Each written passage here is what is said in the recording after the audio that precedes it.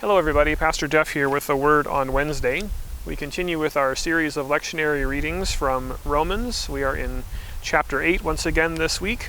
It's a very rich, full text we have this week, so I'm going to just focus in on a couple of verses. I'll be reading verses 15 through 17. Here St. Paul writes, "For you did not receive a spirit of slavery to fall back into fear, but you have received a spirit of adoption.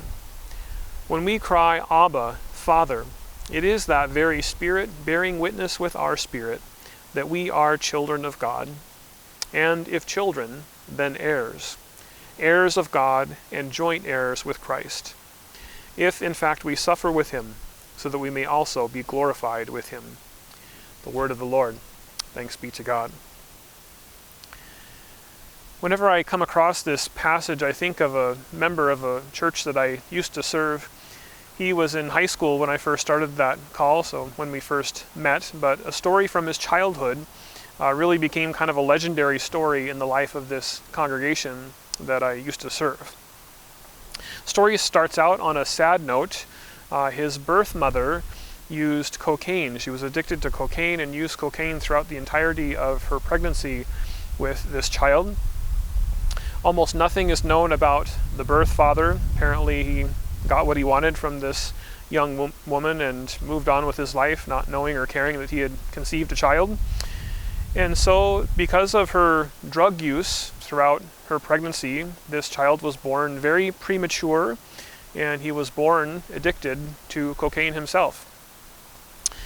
His tiny little premature body was there in the neonatal unit for days and days, where he spent the first days of his life shaking uncontrollably because of the terrible withdrawals that he was experiencing.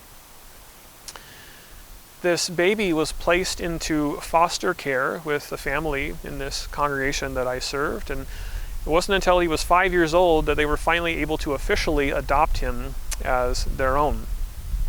And once all the paperwork was done, once he was officially adopted, they had a special recognition of the adoption one Sunday at this church.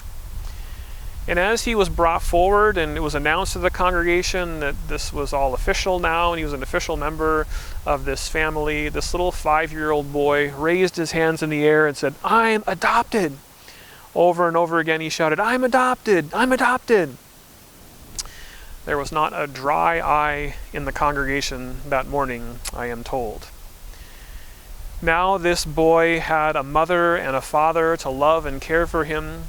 Now he was safe and secure. Now he had a future. Not only that, this little boy had the spirit of adoption. He had a spirit of adoption. He knew that he was free from the bondage of his birth, from his past. He was filled with confidence and with peace and with hope, and most of all, joy. I am adopted.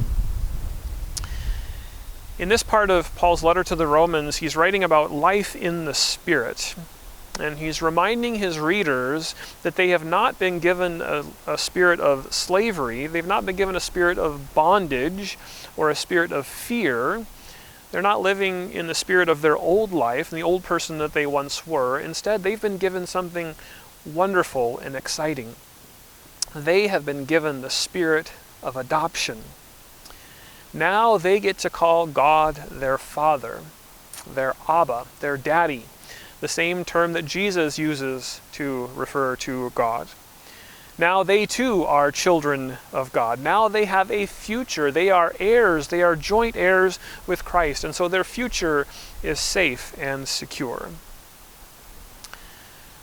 Sometimes we find ourselves in less than ideal circumstances.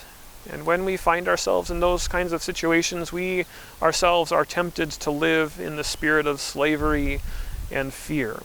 We are tempted to live in the bondage of our past and in our anxieties about the past. We're tempted to live as the old person we once were, trembling and helpless. But that is not who we are, St. Paul says. You have received a spirit of adoption, St. Paul tells us. I really like how writer Bo Geertz puts it in his little brief devotional commentary on Romans. He has this gem of a sentence. He writes, "Paul points us to one of faith's deepest experiences, a comfortable inner certainty of childship." Isn't that great? In baptism, you have been adopted. Now you get to call God your Father, your Abba, your Daddy. Now you have been made a child of God, and your future is safe and secure. So my prayer for you today is that you may know that comfortable inner certainty of childship. I pray that you would live in that spirit of adoption, full of confidence and hope and peace and joy. I hope that you will raise your arms in the air and shout, "I am adopted." Thanks be to God. Amen.